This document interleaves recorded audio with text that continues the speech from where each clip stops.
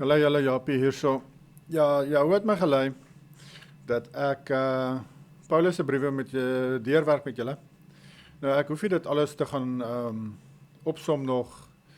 Ek het dit al reeds gedoen baie jare terug in Suid-Afrika toe ek nog daar was. Vir meer as 'n jaar en 'n half dink ek, het ek gesit elke Sabbat en 'n hoofstuk deurgewerk van Paulus en elke versie opgesom. Maar ek het dit nooit in boekvorm gesit of gepubliseer nie. Ek het dit ook alles in Engels gedoen en ek moes dit nou vertaal na Afrikaans toe vir julle. Ek gaan dit nie op my Engelse kanaal doen nie. Maar jou het my gelei deur 'n droom dat dit is lyk my iets wat ek nou moet doen. En ek dink een van die redes is van die mense vra my verduideliking van sekere verse van Paulus, wat ek dan vir hulle verduidelik. Maar ek dink dit is dalk die rede dat mense kan verwys na hierdie spesifieke hoofstukke van Paulus. As hulle 'n vraag het of hulle verstaan 'n vers van Paulus nie, kan hulle terug gaan na my video's toe, na daai hoofstuk en gaan kyk wat sê die hoofstuk daaroor. Nou ja, se Gees het natuurlik baie dinge aan my geopenbaar soos ek hierdie opgesom het. En ja, ek het 'n interessante droom gewees van 'n baba, wat ons kry nog 'n baba. En toe noem ek die baba Paul. Toe dink ek nog aan my droom ook, hoekom sal ek my kind 'n Engelse naam gee? Nou toe ek wakker word, toe kom dit by my op dat dit gaan oor Paulus se briewe, partykeer verteenwoordige kind, ministry, of iets te doen met Jahoua se werk. En in die geval glo ek het die kind Paulus genoem, want dit gaan oor Paulus se briewe wat ek opgesom het, maar nooit gedeel het met die mense nie. Ek het dit nooit gepubliseer nie. En so, ek gaan nou 'n klomp video's maak ook oor dit. En tussen hierdie video's gaan ek maar nog steeds as jou ander dinge aan my openbaar met julle deel. Openbarings van die tye waarin ons leef. Wat vir my jammerte is ek partykeer voel ek soos die enigste ene wat die dinge sê wat ek sê, of wat die waarheid weet het met van hierdie goed. Nou geluister ek na die ander mense in Afrika wat die ander wit mense wat dan allerhande ander nonsens praat nog en glo nog in die ou goed soos die verdrukking wat nog moet kom. Dit is baie jammer. En wat die Bybel duidelik vir ons sê, waar ons is op die tydlyn. Maar nou ja, ek kan nie verwag almal moet tegelijkertijd wakker word nie. Party mense sal nie eers wakker word tot en met die derde koms van Yahushua nie. Tot en met die slag van Gog en Magog gaan baie mense nog in die slaap wees seker. So ja, dit is maar ongelukkig so. So ek is by Galasiërs 3, ek dink 1 en 2 al reeds natuurlik gedoen. Ek dink nie ek het 3 al gedoen nie, maar hier is 'n baie belangrike openbaring in Galasiërs 3, spesifiek vers 1. Dis een van die redes hoekom Paulus hierdie brief geskryf het vir die Galasiërs. 2 redes is, dit is die fisiese besnydenis om jou te red. Natuurlik weet ons, dit is nie die geval nie. En die ander rede is dat hierdie Galasiërs moes nog steeds diere offer vir hulle sondes om gered te word. Dis die ander rede hoekom Paulus die brief geskryf het. En niemand in jou kerk sal ooit vir jou dit vertel nie, want dit is 'n besonderse openbaring van jou as 'n Gees af, terwyl ek hierdie deurgewerk het wat ek ontvang het. En ek het dit nog nooit in my lewe gehoor, enigiemand dit noem eers nie. Maar in elk geval, kom ons kyk gou hierna. Ek dink hier is nogal 'n lang hoofstuk, in elk geval. Galasiërs 3:1, onverstandige Galasiërs, wie het julle betower om die waarheid nie gehoorsaam te wees nie, julle voor wie se oë Joshua, Messias, afgeskilder is as onder julle gekruisig. Waarom noem Paulus die gekruisigde Messias hier? Ek glo die rede het te doen met wat die Esseners wou hê, die Galasiërs moes doen. Wanneer jy na die reinheidwette van die Esseners kyk, sien jy dat dit hoofsaaklik oor diereoffers handel. Ek glo die probleem was dat die valse leraars waarna Paulus verwys, probeer het om die Galasiërs te oortuig dat hulle steeds diereoffers vir hulle sondes moes bring, alhoewel hulle oorspronklik tot die geloof gekom het, deur te glo dat Yahushua Messias die perfekte offer was, eens en vir altyd. Waarheid in hierdie vers verwys na Yahuwah se verlossingsplan, wat beteken om die wet op ons harte te ontvang deur geloof in hom. Dit is die nuwe verbond gegee in Deuteronomium 29 tot 31. Om die waarheid te gehoorsaam beteken dat jy die wet van Jehovah gehoorsaam soos dit op jou hart geskryf is. Die Galasiërs het in hierdie gerigting begin, maar deur intimidasie het Satan hulle mislei om die teenoorgestelde rigting te draai en probeer om verlossing deur hulle werke te verkry. Om dit nou tradisies, mondelinge wette van die Fariseërs of selfs die gehoorsaamheid aan die letter van die wet sonder die gees van Jehovah is. 2 Korintiërs 3 vers 6, wat ons ook bekwaam gemaak het as dienaars van 'n nuwe verbond, nie van die letter nie, maar van die gees, want die letter maak dood, maar die gees maak lewend. Geloof beteken dade, en as gevolg van geloof in Jehovah se offer vir ons vorige wetteloosheid, is ons bereid om nou die wet te gehoorsaam wat bewys dat ons geloof het. Maar dade sonder geloof is nutteloos, 'n mors van tyd. Om nie geloof in Jehovah te hê nie, beteken dat jy slegs geloof in jouself het. Jy vertrou op jouself om jouself te red. Dit is heeltemal dwaas, geen wonder Paulus is so kwaad nie. Ja, dit is waaroor dit gegaan het, die tweede rede. Dat mens nie gered kan word deur diere te offer nie in daardie tyd. En ja, die werke, jy moet nog steeds werke doen. Jy moet wegdryf van jou wetteloosheid af. Die gees sal jou lei en die gebooie op jou hart skryf en jou begeerte gee om dit te doen. En dis hoe jy ook die gees ontvang, is deur bereid te wees om die gebooie te onderhou. Dis 1 Johannes 3:24, Johannes 14 vers 15 en 16, sê dit vir jou.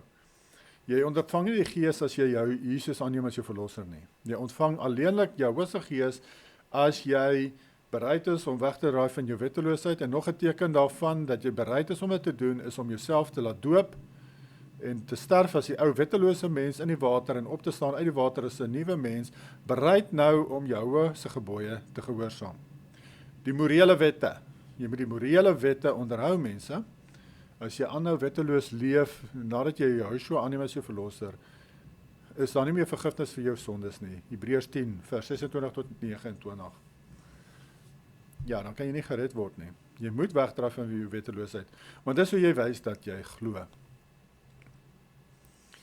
Galasiërs 3 vers 2. Dit alleen wil ek van julle weet, het julle die gees ontvang uit die werke van die wet of uit die prediking van geloof? Ons ontvang slegs Jehovah se gees deur geloof in hom. Daar is geen ander manier om sy gees te ontvang nie. Ons kan nie die gees deur rituele ontvang nie. Paulus verwerp godsdienstigheid as 'n plaasvervanger vir die inwonende gees van Jehovah. Hierdie probleem is steeds algemeen vandag in alle godsdienste, selfs die Christendom. Christene kom op Sondag bymekaar, nie op Sabbatdae nie. Rig kerkbome op afgode, verf paaseiers, Ishtar vrugbaarheidsrituele, vervang hul skepper se naam met die naam van 'n fortuin idool. Dit maak nie saak of dit Joodse tradisies of Christelike tradisies is nie. Hulle is albei verkeerd en moet verwerp word. Doen slegs wat die Bybel sê, niks anders nie, soos Jehovah gesê het. Deuteronomium 4 vers 2. Julle mag by die woord van wat ek julle beveel, niks byvoeg nie, en julle mag daar niks van weglaat nie, sodat julle die gebooie van Jehovah, julle Elohim, mag onderhou wat ek julle beveel. Ja, ons mag niks byvoeg by Jehovah se gebooie nie. Jy mag nie nou gaan sit en feeste byvoeg, of van sy feeste sommer uithaal nie. Jy mag nie sy dag sommer verander waarop jy moet rus nie, en jou eie dag kies nie. Daar is nie so 'n ding in die Bybel nie. Maar ons moet onthou dat die wet 'n rol speel in ons ontvangs van die gees van Jehovah, want die hoofdoel van sy gees is om sy wette op ons harte te skryf. 1 Johannes 3 vers 24.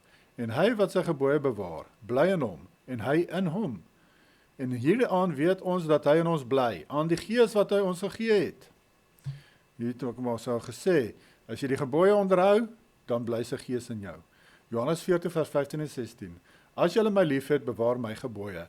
Nou, as Joshua praat van sy gebooie, praat hy van die Vader se gebooie. Johannes 15 vers 10 sê hy dit, dat hy die Vader se gebooie onderhou het, en so wys hy's lief vir hom, en net so moet ons dieselfde doen. Ons moet dan sy gebooie onderhou en wys ons lief vir hom. Wat eintlik beteken ons onderhou die Vader se gebooie en ons is lief vir die Vader. So hy sê hierso, as julle my liefhet, bewaar my gebooie. En ek sal die Vader bid, en hy sal julle 'n ander trooster gee om by julle te bly tot in ewigheid. So as jy die gebooie onderhou, dan ontvang jy die trooster. Wie is die trooster? Jehovah se gees. Daar is stappe wat ons volg. Ons bely ons sondes, wetteloosheid. Ons laat onsself doop om te wys dat ons bereid is om te verander en die gebooie onderhou. Dan ontvang ons Jehovah se gees wat daardie wette op ons harte begin skryf. Soos ons gehoorsaam is aan een, word 'n volgende een op ons harte geskryf. Dit is die proses. En Yahushua sê in Matteus 24 vers 12 en 13 dat ons in hierdie gebooie moet volhard tot die einde toe van ons lewens om gered te word. Paulus sê dit ook, 2 Timoteus 3 vers 15. Sê dit ook, en ek dink Filippense 2 vers 12. Dis 'n proses, verlossing is 'n proses, mense. Nou sê jy kry nie 'n kaartjie hemel toe nie. Galasiërs 3 vers 3. Is julle so onverstandig, nadat julle met die gees begin het, eindig julle nou met die vlees? Volmaak gemaak deur die vlees word beter vertaal as geëindig in die vlees saam met jou. Om in die vlees te eindig, dra die idee oor van die nie verlossing ontvang nie, om hel toe te gaan. As jy jou lewe in die vlees beëindig, beteken dit dat jy vir ewig verlore is. Dis wat Paulus ook eintlik hier sê, hulle wat eindig in die vlees beteken hulle is verlore. Jy moet mos deur die gees gelei word en deur die gees leef om gered te word. En jy kan alleenlik deur die gees leef, mense, as jy die gees ontvang. En wanneer ontvang jy die gees? Dit is baie eenvoudig hierdie goed. Jy ontvang die gees as jy die gebooie gehoorsaam is. As jy bereid is om die gebooie te gehoorsaam, dan ontvang jy die gees. Dan leef jy deur die gees. Dan eindig jy in die gees. As jy die gebooie van jou hoof verwerp, eindig jy in jou vlees en gaan jy hel toe. Dis hoe dit werk. Dis baie eenvoudig hierdie. My kind kan dit verstaan. Galasiërs 3 vers 4. Het julle verniet so baie gelei, as dit maar verniet was. Soos ons voorheen gelees het, het hulle op die regte pad begin, maar is ontspoor deur ultra-godsdienstige Judeërs, Esseners. Ek het al van hierdie tipe mense in my lewe ontmoet. Hulle probeer altyd om jou minderwaardig te laat voel en jou te intimideer. As jy jou op enige manier aan hulle onderwerp, maak jy 'n deur oop vir Satan se misleidende geeste om jou te mislei. Dieselfde geeste wat die spesifieke individu wat jou intimideer mislei het. Dit is wat met die Galasiërs gebeur het. Die Esseners het hulle skrif baie goed geken. Dit is dus verstaanbaar dat hulle iemand minder kundig kon intimideer. Mense kry hierdie goed vandag nog, mense, net soos wat met die Galasiërs gebeur het. Mense wat besef Christendom is vol paganism, en dan verlaat hulle Christendom en dan gaan hulle oor na, dan ek sê partykeer hel hulle oor na die ander kant toe. So dis twee slote, weerskante van die noupad. Die een sloot is paganism in die Christelike kerk en die ander sloot is paganism of tradisies van die Judeërs of Jode of die Bybel of wat jy ook al wil noem. Dan val hulle oor aan die ander kant en dan raak hulle ultra soos die Jode, basically. Dan, so hulle is dan nog steeds nie op die nou pad nie, dan het hulle nou weer ander nuwe tradisies wat hulle volg.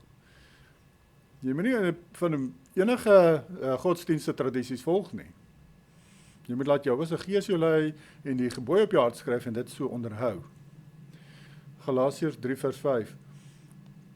Hy wat julle dan die gees verleen en kragte onder julle werk, doen hy dit uit die werke van die wet of uit die prediking van geloof? Die feit is dat ons slegs Jehovah moet vrees, nie mense nie. En ons moet die gees van Jehovah toelaat om ons in die hele waarheid te lei. Werke van die wet, soos voorheen genoem, verwys spesifiek na die mondelinge wette van die Essene, maar ons kan dit ook toepas op enige tradisies wat deur enige godsdiens onderhou word vandag, wat Jehovah se instruksies en gees vervang.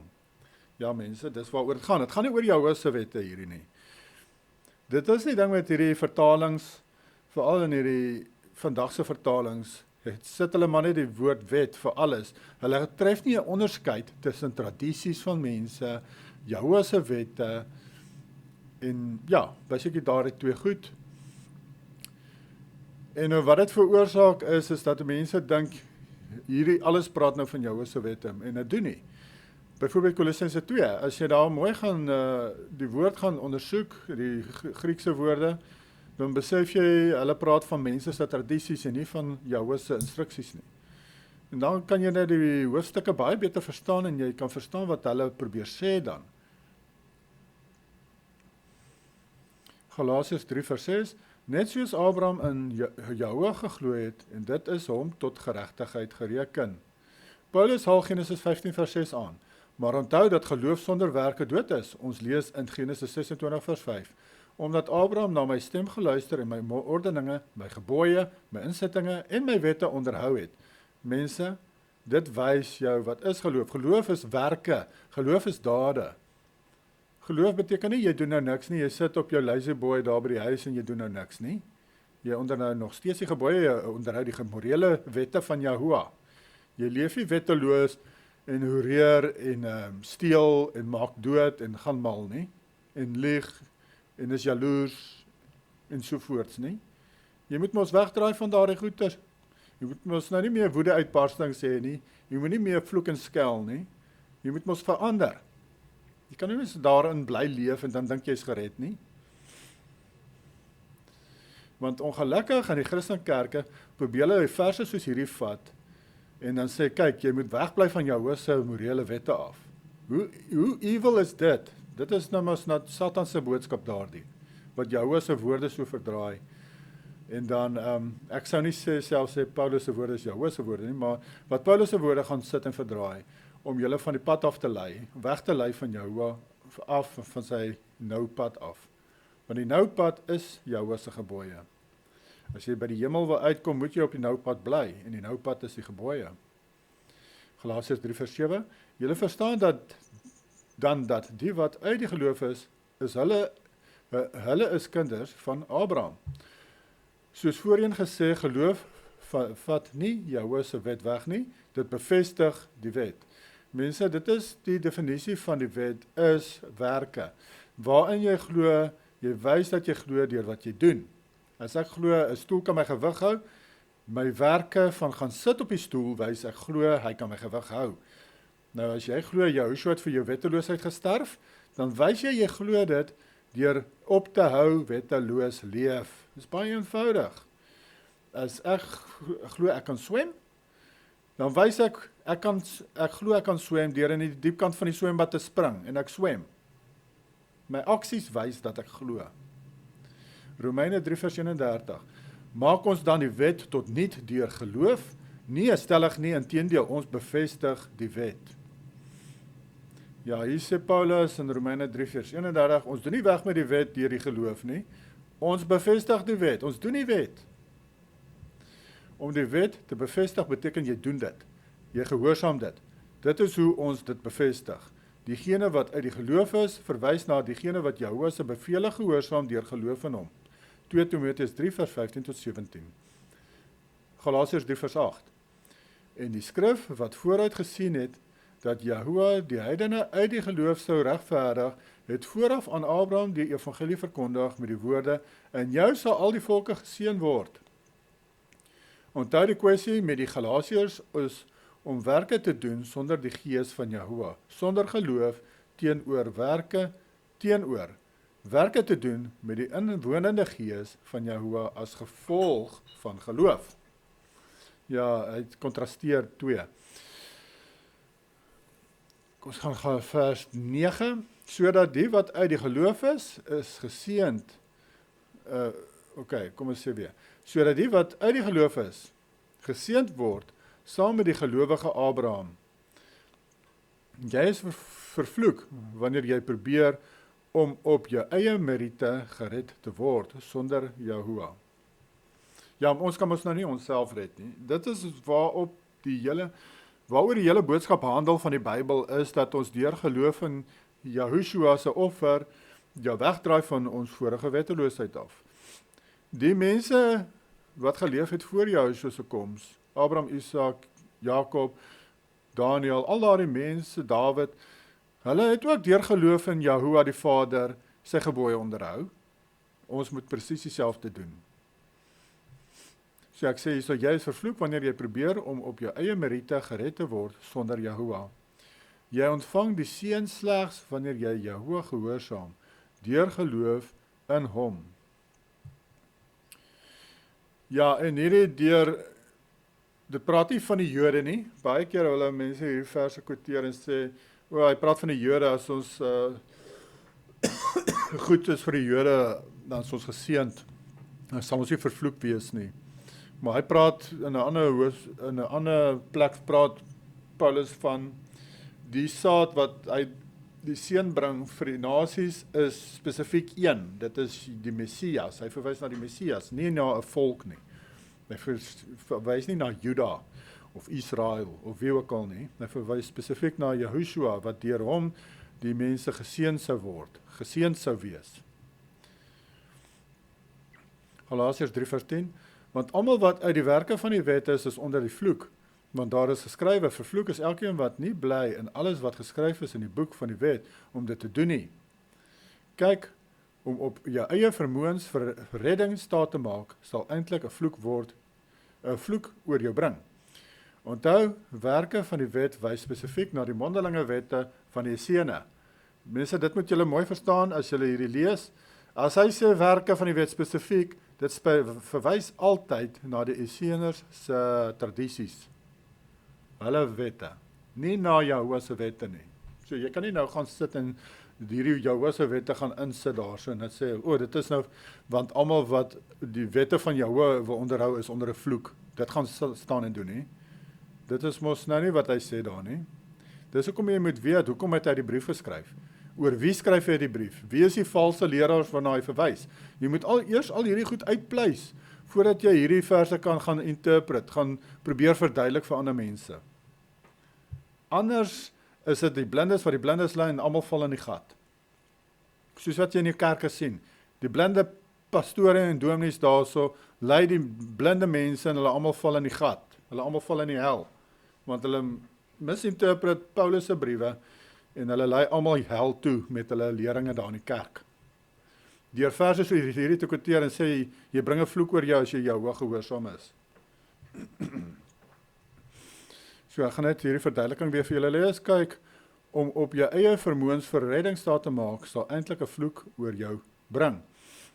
Onthou, werke van die wet wys spesifiek na die mondelinge wette van die Essene, maar in konteks met wat Paulus probeer sê, kan dit ook van toepassing wees op enige godsdienstige gebruike buite die bestek van Jehovah se wette. Dit is 'n kwessie van gehoorsaamheid omdat jy Jehovah en jou medemens liefhet. Galasiërs 3 vers 11, en dat niemand deur die wet by Jehovah geregverdig word nie, is duidelik, want die regverdige sal uit die geloof lewe.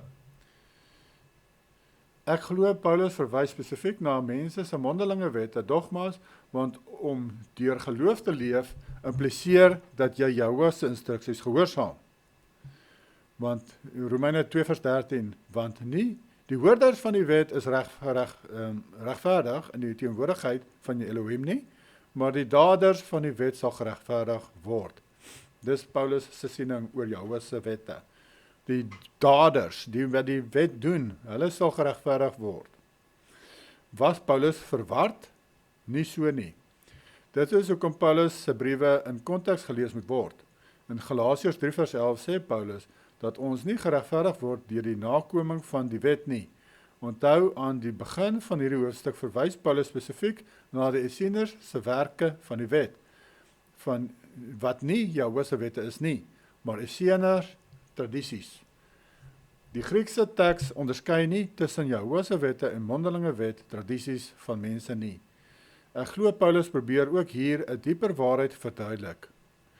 Dit is om op jou staat te maak, om op jouself staat te maak vir redding is dwaas. Maak nie saak of dit beteken dat jy tradisies soos die Esseners gehoorsaam of selfs probeer om gered te word deur Jehovah se instruksies nie. Vertrou eerder op Jehovah om sy wet op ons harte te skrywe deur sy gees, wat gebeur deur geloof in Jehovah. Op hierdie manier sal ons deur geloof in Jehovah lewe. Hierdie ontvangs van die wette op die hart is 'n proses. Kom ons gee 'n voorbeeld. Jehovah openbaar aan jou die belangrikheid daarvan om op hom op sy naam aan te roep.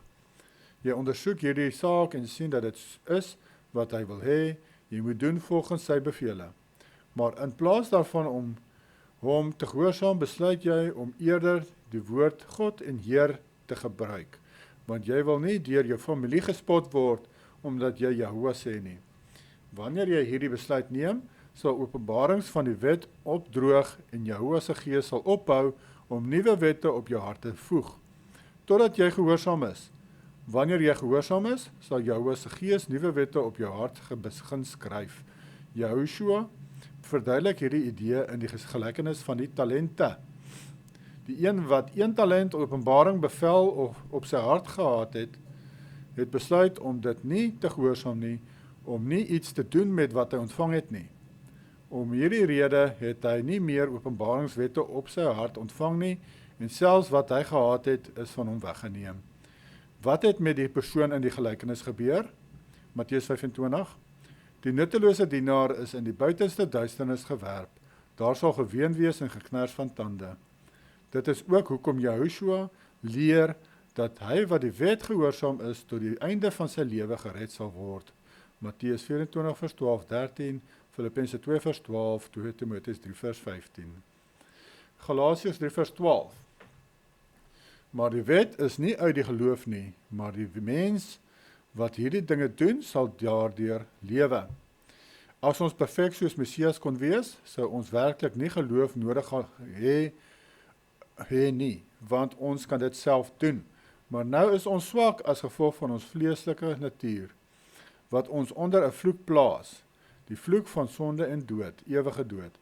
Slegs deur geloof kan ons verlossing ontvang, vrygemaak word van hierdie vloek en dood. Die wet van Jahoua is nie 'n vloek nie. Dit is heilig, regverdig en goed. Sien Romeine 7 vers 12. Die wet is net 'n spieël. Jakobus 1 vers 23 tot 25.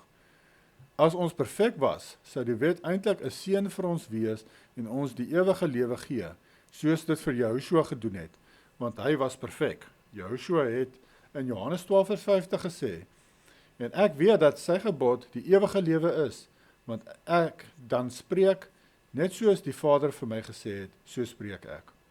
Nou word ons geseën deur geloof in Jahoua, nie as gevolg van wat ons in die vlees gedoen het nie, ons gehoorsaam steeds die wet, omdat ons gered is. Net soos Abraham, sien Genesis 26 vers 5. Ja mense, as jy glo in Yahushua en Jahoua, jy onderhou die wet want jy is lief vir Jahoua, jy wil graag doen wat hy van hou. Jy doen dit nie omdat jy dink nou gaan jou werke jou red nie. Dis mos nie hoe dit werk nie. Jy doen dit want jy is gered. Jy doen dit want jy glo. Nie sodat dit jou kan red nie. En dit is waaroor dit gaan hierso. Om dit deur die geloof te doen. Nie op jouself staat te maak en dan te probeer deur jou werke gered te word nie. Ek dink daar's veel mense wat regtig vandag so redeneer nie. In daardie tyd was daar mense wat so geredeneer het, wat geglo dat hulle werke gaan hulle red, soos die Esseners, klink my, het nogal so geglo, van wat ek van hulle gelees het. Maar ons almal weet tog, ons is nie goed genoeg om onsself te kan red deur ons werke nie, so ons moet dit deur die geloof doen. En die geloof beteken jy doen nog steeds Jahoua se gebooie. Jy wys mos nou jy is lief vir hom, deur sy gebooie te onderhou. Jy wys jou naaste jy is lief vir hulle, deur die gebooie te onderhou. Dit is wat die gebooie onderhou beteken. Liefde tot die Vader, liefde tot jou naaste. Dis hoekom ek sê, gaan kyk na die morele wette, want dit gaan alles oor liefde tot jou naaste en liefde tot die Vader. Dis hoekom jy dit moet doen. Hoe kan jy gered word as jy dit nie doen nie? Hoe kan jy gered word as jy nie jou naaste lief het of jou Vader lief het nie? Want as jy Jahoua se gebooie verwerp, dan haat jy die Vader en jy haat jou naaste. Galasiërs 3 vers 13. Messias het ons losgekoop van die vloek van die wet, deur vir ons 'n vloek te word, want daar is geskrywe, vervloek is elkeen wat aan 'n hout hang. Deur geloof in Jahoua word ons vrygemaak van die vloek, omdat ons nie die wet perfek kon gehoorsaam het nie. Messias het daardie vloek op homself geneem, deur aan 'n paal te sterf vir ons vorige wetteloosheid, Romeine 3:25. En dis belangrik mense, Yahushua het gesterf vir jou vorige wetteloosheid. Nie vir al jou wetteloosheid tot die dag wat jy sterf nie. Jou vorige wetteloosheid, want jy is mos nou veronderstel om op te hou wetteloos leef. En as jy foute maak, as jy wetteloos leef intussen, dan moet jy dit bely. Jy moet dit alles bely. Elke dag van jou lewe moet jy dit bely. Ons word nie van die vloek vrygemaak deur genoeg goeie werke te doen, soos die Galasiërs nou wou probeer doen nie. En Messias het nie aan die paal gesterf om van die wet ontslae te raak nie. Hy het gesterf vir ons vorige wetteloosheid. Hy het nie gesterf vir die wet nie, hy het gesterf vir wetteloosheid. Baie Christene glo mos ook, hy het gesterf om weg te doen met die wet. Daar is nie so vers in die Bybel nie, wat sê hy het kom weg doen met die wet nie. Daar is wel verse wat vir jou sê, hy het gesterf vir jou vorige wetteloosheid, soos Romeine 3:25. Galasiërs 3:14. Sodat die seun van Abraham na die heidene kan kom in Messias Yahushua, en dat ons die belofte van die Gees deur die geloof kan ontvang. Ja, die belofte van die Gees, ons ontvang ons die Gees, as ons die gebooie onderhou, en dit is, ek het mos vir julle gesê, dit is hand aan hand met werke, met geloof. Geloof beteken werke. As jy ontvang die belofte van die Gees, deur werke kan ontvang, deur geloof kan ontvang. Dis die definisie van geloof in die Bybel, dis werke. Geloof sonder werke is dood, Jakobus 2:17. Ek het ook nou die dag gelees in 'n vorige video, ek dink dit is Hebreërs 3, in Hebreërs 3 praat hy ook, kontrasteer hy ook geloof en ongehoorsaamheid met mekaar, wat dan beteken geloof, beteken gehoorsaamheid. Ons ontvang die wet op ons harte deur geloof. Die Gees van Jahwe plaas dit op ons harte. Ons ontvang slegs sy Gees wanneer ons gewillig is om sy gebooie te gehoorsaam. Sien 1 Johannes 3:24, Handelinge 5:32, Johannes 14 vers 15 en 16. Onthou dat Abraham ook die wet van Jahwe gehoorsaam het, maar hy het dit deur geloof in Jahwe gedoen. Genesis 26 vers 5. Galasiërs 3 vers 15. Broeders, ek spreek menslikerwys. Selfs 'n mens se testament wat bekragtig is, maak niemand tot niet of voeg daaraan toe nie. Ek spreek soos mense, beteken slegs dat Paulus 'n alledaagse voorbeeld wil gebruik om sy punt te bewys. Die eerste verbond is op kliptafels geskryf, die tweede verbond word op ons harte geskryf. Dit is dieselfde wette. Die geestelike aspekte van die wet kom nou ook ter sprake, soos ons in die Messias hoor leer het. Haat is moord, welis is egbreek, ensovoorts. Romeine 7 vers 14 sê, want ons weet dat die wet geestelik is, maar ek is vleeslik, verkoop onder die sonde. Onthou dat beide verbonde in die wet van Jahwe gevind word, Genesis tot Deuteronomium. Ja mense, Jahwe se die geestelike implikasies van die wet is ook nou geldig. Dis actually nou moeiliker as in die Ou Testament. Dis actually moeiliker. Yahushua het dit mos nou moeiliker vir ons gemaak. Hy het ons nou gesê, as jy net iemand haat, dan gaan jy hel toe, want jy het hom doodgemaak. Hy het dit vergelyk met om iemand te vermoor. As jy net na 'n vrou kyk met last in jou hart, dan het jy oorspel gepleeg. Hy het dit 'n stap verder gevat, hy het dit moeiliker gemaak. Om deur die Gees gelei te word, beteken jy met die geestelike aspekte van hierdie gebooie, die morele wette van jou, moet jy nou onderhou, en jy moet dit mos gaan konsidereer. Ja, want dit is veronderstel om makliker selfs te wees, om dit nog steeds dan te kan doen, omdat jy Jahwe se Gees het, wat jou help. Maar julle moet onthou, dit is waaroor dit ook gaan. Dit is nie net fisiese wette, soos jy moet iemand nie doodmaak nie. Jy moet ook nie mense haat nie. Nog 'n aspek, daar's baie sulkes, en Paulus het nog baie van dit so gebruik in die Bybel, van die osse wat gebruik word om die graan uit te trap. Hulle word nie gemazzle nie, sodat hulle ook kan eet van die graan wat hulle uittrap, en dan verwys hy dit na dat die dienaar van Jahwe moet finansiëel geseënd word deur die mense aan wie hulle bedien, en sovoorts. Hy het voorbeelde van die wet gebruik, en dit dan geestelik toegepas in die tyd waarin hulle leef, vir die leraars van sy tyd. Dit is nie 'n Nuwe Testamentiese idee nie, het ek hier geskryf. Onthou, die beide verbonde in die wet is in die wet van Jahwe gevind. Dis in ons in Genesis en in Deuteronomium. Dis die verbonde. Deuteronomium 29 tot 30 is mos na die nuwe verbond. Of die verbond, beide die verbond wat hy gegee het by Sinai. Dit is nie 'n Nuwe Testamentiese idee nie. Ja, dit is alles in die Ou Testament gewees.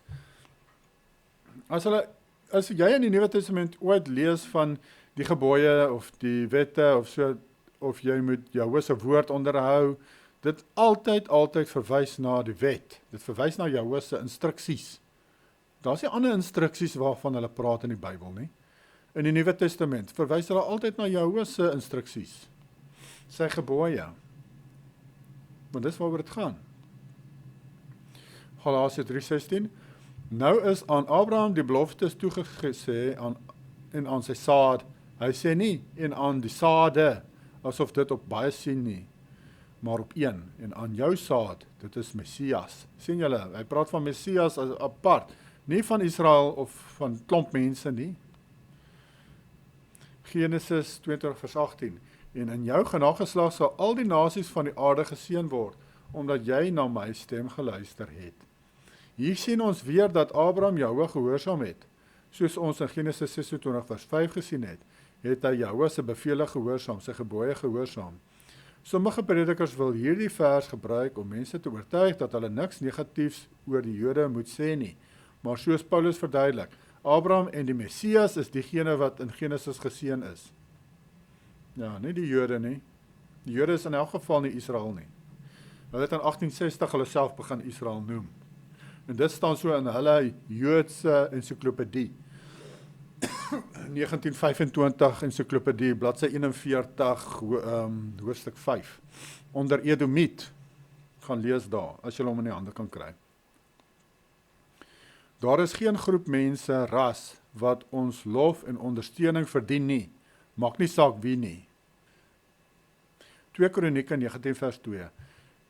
Het die siener Jehu, die seun van Hanani, uitgegaan om hom tegemoet en aan koning Josafat gesê, moet 'n mens die goddelose help, en het u lief, die wat Jahwe haat. Daarom kom daar nou 'n toorn op u van Jahwe. Jy kan 'n vloek oor jouself bring as jy slegte mense ondersteun wat slegte dinge doen. Jood, Israeliete, heidene, maak nie saak wie nie. Wat doen die Jode daar met die Palestynë? Daar in die Gaza-strook. Wat doen hulle daar? Maak kinders en vrouens en almal dood daar en gaan mal. Moet jy hulle ondersteun? Is hulle geseënd? Kom jy op vir hulle? Dan bring jy 'n vloek oor jouself. Kom ons nou net hier vir jou gelees. Jy bring 'n vloek oor jouself as jy daardie goddelose mense ondersteun wat daardie innocent mense gaan staan en doodmaak daarso. 2 Kronieke 19 vers 2. Moenie 'n vloek oor jouself bring en omdat jy die Bybel misinterpret nie. Hier sê Paulus self vir jou van wie praat daardie vers. Dit praat nie van die nasie Israel nie. Dit praat van Messias en Abraham. Dit het niks met Israel te doen eers daardie vers nie. Maar jou kerke verdraai daardie vers dat julle moet die Jode ondersteun. 1 Johannes 2 vers 23. Whoever denies the Son does not have the Father either. He who acknowledges the Son has the Father also. Elkeen wat die Seun loon, het ook nie die Vader nie. Nou mense, die Jode, glo hulle in die Messias, of verwerp hulle hom, beledig hulle hom. Hulle glo natuurlik mos nou nie in hom nie, dan het hulle ook nie die Vader nie. As 'n volk Yahushua verwerp, het hulle Jahwe ook nie. Die hedendaagse Jode verwerp Yahushua Messias, so dan het hulle nie die Vader nie. Hulle verdien nie ons ondersteuning nie, mense. En soos ek aan my ander video sê in die tydlyn waarin ons is, een van die arms van Lucifer, daar's twee, sy twee arms. Een is mos die messalaars en die ander een is die Jode, of die Joodse nasie wat gebruik word om al hierdie goed te doen in die wêreld vandag. Nou, ek sê nie al die mense daar in fake Israel is sleg nie. Ek praat van die sisteem van die Jode en wie ook hulle, weet nie eers hoe groot daai groep sal wees wat dit alles doen en behartig wêreldwyd nie. Maar ja, ons is nie daar om hulle te ondersteun of op te hemel asof hulle iemand spesiaal is nie. Galasiërs 3 vers 17. Maar ek sê dit, die wet van wat 430 jaar later gekom het, mag nie die verbond wat deur Jehovah en Messias van tevore bekragtig is, nie kragteloos om die belofte tot niet te maak nie. Die seën van die ewige lewe kom deur geloof in Jehovah, maar ons wys dat ons geloof het deur ons gehoorsaamheid aan Jehovah se wette. Onthou dat die gelowige Abraham as 'n gelowige beskou is omdat hy Jehovah se wette onderhou het, gaan die Genesis 2:26 vers 5. Die Bybel leer ons dat geloof en gehoorsaamheid hand aan hand gaan. 1 Petrus 2 vers 7. Vir julle dan wat glo is hy kosbaar, maar vir die ongelowiges geld die woord. Die steen wat die bouers verwerp het, dit het 'n hoeksteen geword en 'n steen des aanstoots en 'n rots van struikeling. King James Version sê, unto you therefore who believe, he is precious, but unto them who are disobedient, the stone which the builders rejected. Hier maak hy die onderskeid ook. Hier sien ons in 1 Petrus 2 vers 7. Hy kontrasteer ongehoorsaamheid met ongelowigheid, né? Met geloof. So wat dan beteken, geloof beteken, jy's obedient aan Jehovah se gebooie. 2 Tessalonisense 2 vers 12, sodat almal geoordeel kan word wat die waarheid nie geglo het nie, maar behaag gehad het in die ongeregtigheid. Darby Bible Translation, that all might be just who have not believed the truth, but have found pleasure in unrighteousness, lawlessness. Weereens sien ons dat die geloof en wetsgehoorsaamheid hand aan hand gaan. Hebreërs 5 vers 9. En nadat hy hom volmaak is, het hy vir almal wat hom gehoorsaam is, 'n bewerker van ewige saligheid geword. Die Darby Bible Translation, and having been perfected became to all them that obey him, author of eternal salvation. Baie mooi, né? Die wat hom gehoorsaam is. Die wat hom gehoorsaam is, mense. Hulle ontvang verlossing. Hierdie vers sê dat saligheid, redding, is vir diegene wat die wette van Jehovah gehoorsaam is deur geloof in hom, in Joshua. Sien ook Matteus 7:23, 2 Timoteus 3:15, Matteus 19:17, Matteus 12 vers 41-42. Ek dink hierdie is dalk Matteus 13 vers 41-42. Afhangende van waarin jy geloof het, as jy glo dat jy kan swem, sal die bewys van jou geloof wees wanneer jy in die diepkant van 'n swembad spring. Wanneer jy glo dat Joshua vir jou wetteloosheid gesterf het, sal die bewys dat jy glo wees wanneer jy ophou om wetteloos te leef. Sonde is 'n verslawing. Slegs deur geloof in Jehovah kan ons vrykom van hierdie verslawing. Jehovah se gees is daar om ons te help om rein te word. Galasiërs 3 vers 18. Want as die erfenis uit die wet is, dan is dit nie meer uit die belofte nie, maar Jehovah het dit aan Abraham deur 'n belofte genadiglik geskenk. Die vloeke in die wet is nie op ons van toepassing nie. Die rede hiervoor is dat ons geloof in Jehovah het en sy gebooie gehoorsaam soos sy gees aan ons openbaar. Die vloek is nie op ons van toepassing nie omdat ons die wet perfek onderhou nie, maar omdat ons deur Joshua se bloed as perfek beskou word.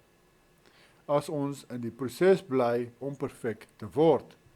Onthou, jy moet in die proses bly, mense. Filippense 2 vers 12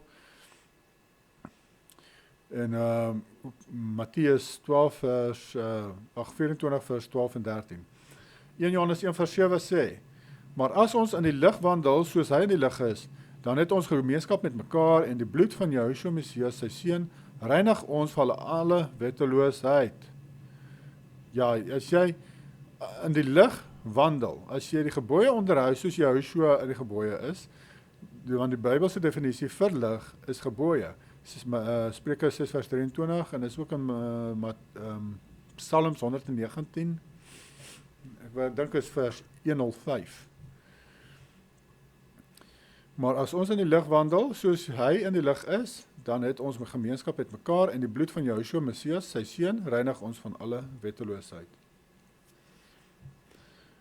Hebreërs 10 vers 26 sê, want as ons opsetlik sondig, dan nadat ons die kennis van die waarheid ontvang het, bly daar geen offer vir ons sondes, wetteloosheid meer oor nie. Hierdie kennis van die waarheid verwys na die bloedoffer van Yeshua. Dit beteken dat as ons weet dat Yeshua vir ons vorige Yeshua vir ons vorige wetteloosheid gesterf het, Romeine 3:25, maar ons besluit om nie op te hou wetteloos leef nie, word ons verdoem as gevolg van ons gebrek aan gehoorsaamheid. Ongelukkig is dit die meerderheid van die Christene vandag wat in hierdie bootjie sit. Hulle leef in ongehoorsaamheid en hulle dink hulle gaan nog steeds hemel toe. Galasiërs 3 vers 19. Wat beteken die wet dan?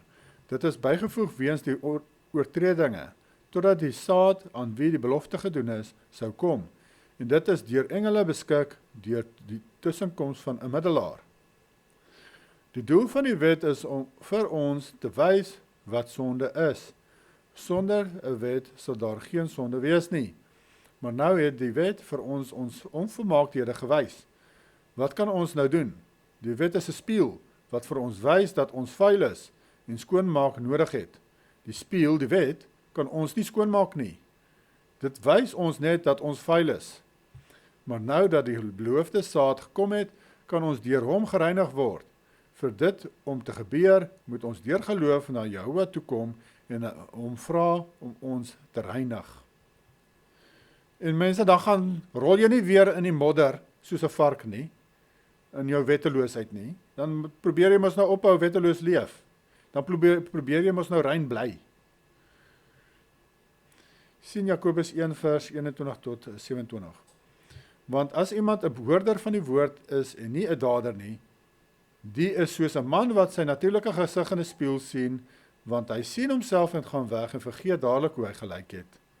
Soos ons in Jakobus 1 sien, hierdie spieëlwet wys vir ons foute en Jehova verwag dat ons iets daaraan doen.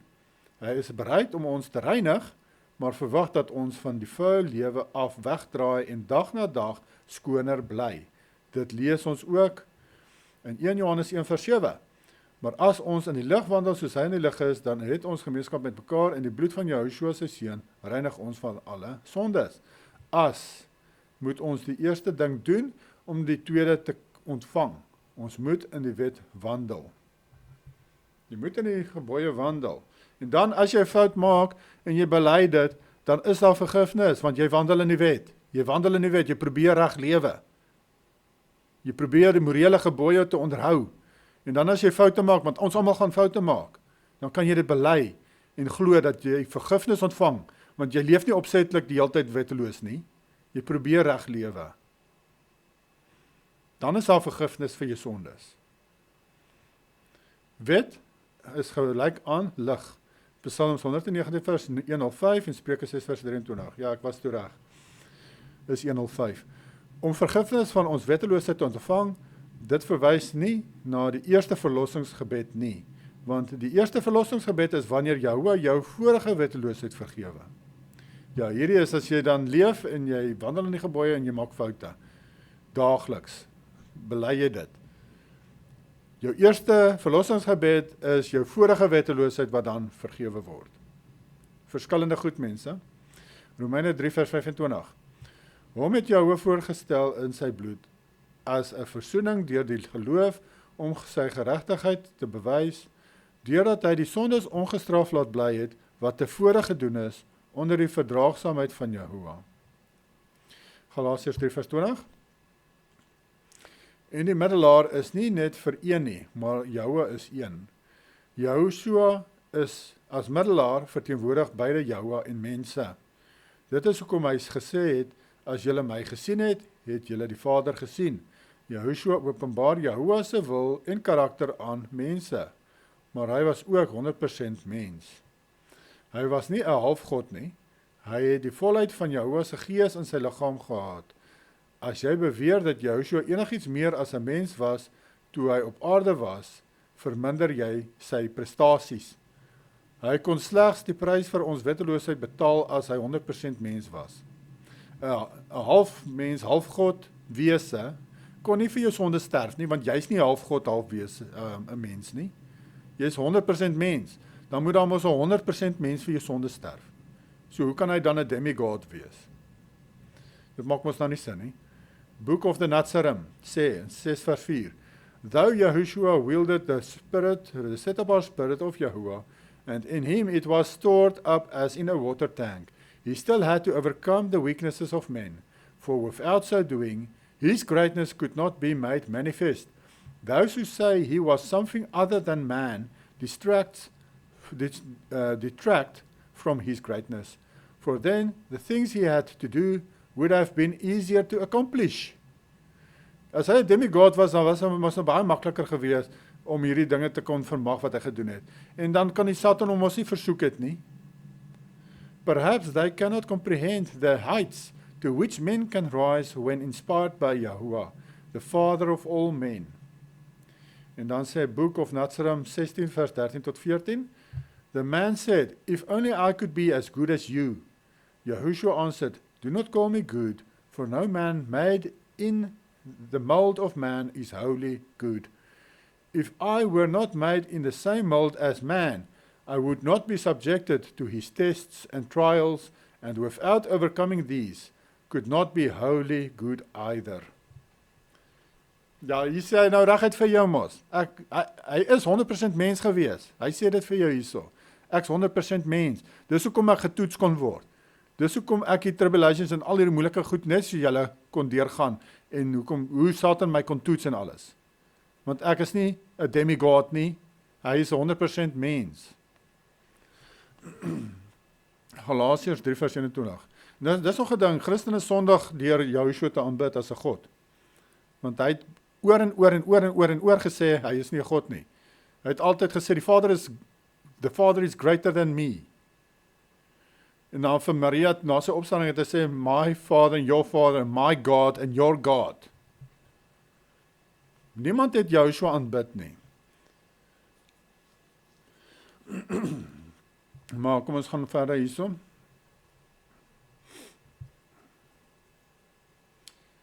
Want ek dink daar is 'n teaching op sy eie van die Yahushua aanbidding. Galasiërs 3 vers 21. Is die wet dan teen die beloftes van Yahuwah? Nee, stellig nie. Want as daar 'n wet gegee was wat krag het om lewend te maak, dan sou die geregtigheid werklik uit die wet wees. Die wet kan red, maar ons is nie perfek nie. Yahushua was perfek, daarom kon hy gered word deur die wet. Galasiërs 3 vers 22. Maar die skrif het alles ingesluit onder die sonde, sodat die belofte uit die geloof in Jesus, in Yahushua Messias, aan die gelowiges gegee kon word. Omdat ons almal sondig is, bly daar slegs een weg na verlossing oor. Dit is deur geloof in Yahushua. Ons kan nie verlossing verwag deur die hoeveelheid werke wat ons doen nie. As ons een keer sondig, verdien ons straf. En almal het ten minste een keer in hulle lewens gesondig. Ons het Messias nodig. Romeine 3:23. Want almal het gesondig en dit ontbreek hulle aan die heerlikheid van Yahuwah. Galasiërs 3:23. Maar voordat die geloof gekom het, is ons onder die wet in bewaring gehou, ingesluit met oog op die geloof wat geopenbaar sou word. Sonder geloof ontvang ons nie die vermoë om die wet te doen soos ons behoort nie. Aangesien ons nie Yahuwah se gees het om ons te lei nie, te help, te leer en die wette op ons harte te skryf nie. Galasiërs 3 vers 24. Die wet was dus ons tugmeester na Messias toe, sodat ons geregverdig kan word uit die geloof. Een van die wet se doelwitte is om ons onvermaaktheden te ontbloot, sodat ons na Yahuwah sal wend vir hulp en vergifnis. Dit is wanneer Yahuwah ons sy gees gee, om sy oorspronklike wette op ons harte te skryf, soos ons daarvan leer. Handelinge 15 vers 21, 2 Timoteus 3 vers 15. Geregverdig deur geloof, Romeine 3:31, maar maak ons dan die wet tot nie deur geloof? Nee, stellig nie, inteendeel, ons bevestig die wet. Galasiërs 3 vers 25. Maar nou, dat die geloof gekom het, is ons nie meer onder 'n tugmeester nie. Wat bedoel Paulus hier met tugmeester? 'n wenk is die eerste vers van hierdie hoofstuk. Jehoshua is duidelik uitgebeeld as geoffer vir ons wetteloosheid. Die tugmeester is die offerstelsel van die wet, wat wys na die uiteindelike offer wat deur Jehoshua se dood vervul is. Johannes 15 vers 13. Groter liefde het niemand as dit nie, dat iemand sy lewe vir sy vriende gee. Dis waaroor hierdie vers gaan, mense. Dit gaan spesifiek oor die sondeoffers. Dit gaan spesifiek daaroor. Hierdie hele hoofstuk gaan daaroor dat Paulus probeer vir die Galasiërs wys dat hulle net in deur geloof in Jehoshua hulle sondes kan vrykom van hulle sondes. Hy is die enigste en die laaste offer wat hulle nodig het. Hulle hoef nie nog diere te gaan offer nie. Dis waaroor hierdie vers gaan. Dis die tugmeester. Dis die ou sacrificial system wat hulle nou kon los, want hulle glo mos nou dat Jehoshua hulle perfekte offer is. En dis wat hy hier probeer sê. Paulus sê dat die stelsel waarop die Esseene staat maak, net 'n tugmeester was, totdat Jehoshua sou sterf. En nou is diereoffers oorbodig gemaak, vandag deur die perfekte offer van Jehoshua. Nou moet die Galasiërs nie terugkeer na dit wat vervang is, en binnekort permanent afgeskaf sal word nie. Vernietiging van die tempel in 70 na Christus. Dis waarna dit verwys. Dat dit is afgeskaf en binnekort sal dit permanent afgeskaf word. Wat verwys na die vernietiging van die tempel. As jy dink dat Paulus vir jou sê om nie Jahwe se wette te gehoorsaam nie, dan moet jy sien of dit in lyn is met die res van die Bybel en in lyn met wat Jehoshua ons geleer het. As dit nie is nie, verwerp jy Paulus. Jy verwerp nie die res van die Bybel en klou aan Paulus se leringe vas nie. Dit is dwaasheid. Ja mense, jy kan nie Paulus gaan aanklou en dan verwerp jy Jehoshua se leringe, want Paulus sê wat jy van hou. Hy sê jy kan maar wetteloos leef, nou hang jy aan sy lippe. En jy verwerp Jehoshua se woorde wat sê, jy moet die gebooie onderhou. Dit werk ons nie so nie. Ek het ons vir julle gesê, Johannes 12 vers 48 sê ons duidelik vir julle, wie se woorde gaan jou oordeel eendag? Nie Paulus nie, Jehoshua, Messias se woorde gaan jou oordeel. So jy beter gaan kyk wat het Jehoshua gesê. Gaan lees die rooi, the red letter Bible. Al die rooi letters is Jehoshua se woorde. Gaan leer wat het hy gesê en leef daarvolgens. Petrus se siening van Paulus. 2 Petrus 3 vers 15 tot 17. Berean study Bible. He writes this way in all his letters, speaking in them about such matters. Some parts of his letters are hard to understand, which ignorant and unstable people distort, as they do to the rest of the scriptures, to their own destruction. Therefore, beloved, since you already know these things, be on your guard, so that you will not be carried away by the error of the lawless, and fall from your secure standing. Petrus sê hierso van Paulus se briewe, dat selfs in sy tyd, het mense Paulus se briewe gevat en die woorde verdraai en probeer die mense leer dat hulle kan maar wetteloos leef. Selfs in sy tyd al. Net soos vandag. Die kerke wat vir jou preek, jy kan maar wetteloos leef, want Paulus sê so. Petrus waarsku jou daarteen. Hy sê, Paulus het nie gesê jy kan wetteloos leef nie. Galasiërs 3 vers 26, want julle is almal kinders van Jahwe deur die geloof in die Messias Jehoshua. Romeine 8 vers 9, julle is egter nie in die vlees nie, maar in die gees, as naamlik die gees van Jahwe in julle woon. Maar as iemand die gees van die Messias nie het nie, die behoort nie aan hom nie. 1 Johannes 3 vers 24, hier het ek weer vir julle gewys, julle gaan nie aan Jehoshua behoort, of aan Jahwe behoort, of gered word, as julle nie sy gees ontvang nie, en ek het mos nou mooi vir julle verduidelik, hoe ontvang jy sy gees? Jy draai weg van jou wetteloosheid, jy vra vergifnis vir jou vorige wetteloosheid, jy laat jou doop, jy draai weg van jou vorige wetteloosheid af, dan ontvang jy sy gees. Dis hoe dit werk, mense. Gaan lees hierdie verse wat ek hier vir julle gegee het. 1 Johannes 3:24, Johannes 14 vers 15 tot 16, Handelinge 5 vers 32. Romeine 8 vers 13. Want as julle na die vlees lewe, sal julle sterwe, maar as julle deur die gees die werke van die liggaam doodmaak, sal julle lewe.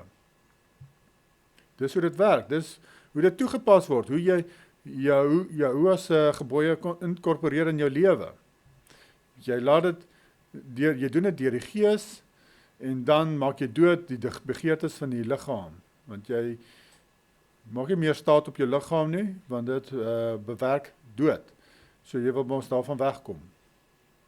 Ons is kinders van Jahowah wanneer ons sy gees het. Ons ontvang sy gees slegs wanneer ons bereid is om die wet te gehoorsaam. Ons glo ook dat Yahushua die perfekte offer vir ons wetteloosheid is. Galasiërs 3 vers 27, want julle almal wat in Messias gedoop is, het julle met Messias beklee. Om die Messias in jou lewe te hê, sou beteken dat jy die wet gehoorsaam, aangesien die Messias die wet gehoorsaam het. Johannes 15 vers 10. Jy kan hom nie ken en of hê as jy wetteloos leef nie, dan lieg jy vir jouself. Ja, jy kan hom nie ken of hê as jy wetteloos leef nie. 1 Johannes 2 vers 3, ja, en hieraan weet ons dat ons aan hom ken, as ons sy gebooie bewaar. Sy gebooie is gelyk aan Jahowah se gebooie, Johannes 15 vers 10. En hierdie vers, en hieraan weet ons dat ons hom ken, as ons sy gebooie bewaar, in Matteus 24, en Matteus 7, vers 21 tot 23, sê Yahushua, ek ken julle nie, gaan weg van my, julle wat wetteloos leef. Daar sê hy self ook, dat as jy hom ken, dan onderhou jy sy gebooie. Sy skape luister vir sy stem, sy skape is gehoorsaam aan die gebooie. Galasiërs 3 vers 28, daar is nie meer Jood of Griek nie, daar is nie meer slaaf of vryman nie, daar is nie meer man of vrou nie, want julle is almal een in Messias, Yahushua. Ek het 'n video gemaak oor 'n vroue kan leer, soos mans volgens die skrif. Hierdie vers is een van die verse wat bewys dat vroue ook in die gemeentes kan leer. Want in Jahowah se oë is mans en vroue gelyk. Slegs in na die huwelik moet die vrou onderdanig aan haar man wees. Paulus sê verse wat hieroor praat oor orde tydens dienste. Daarom moet vroue stil wees tydens die diens en later vra. Dieselfde geld vir mans, maar dit lyk asof die vroue in hierdie geval die probleem was. Hulle het gepraat terwyl iemand anders bedien het. Daar is basies 2 gevalle waar Paulus dit noem. In beide gevalle verwys dit na getroude paartjies, as jy dit in konteks lees. Titus 2 vers 3, die ou vroue moet ook in hulle gedrag wees soos dit die heiliges betaam, geen kwaadsprekers of aan baie wyn verslaaf nie, maar leraresse van wat goed is. Leraresse van wat goed is.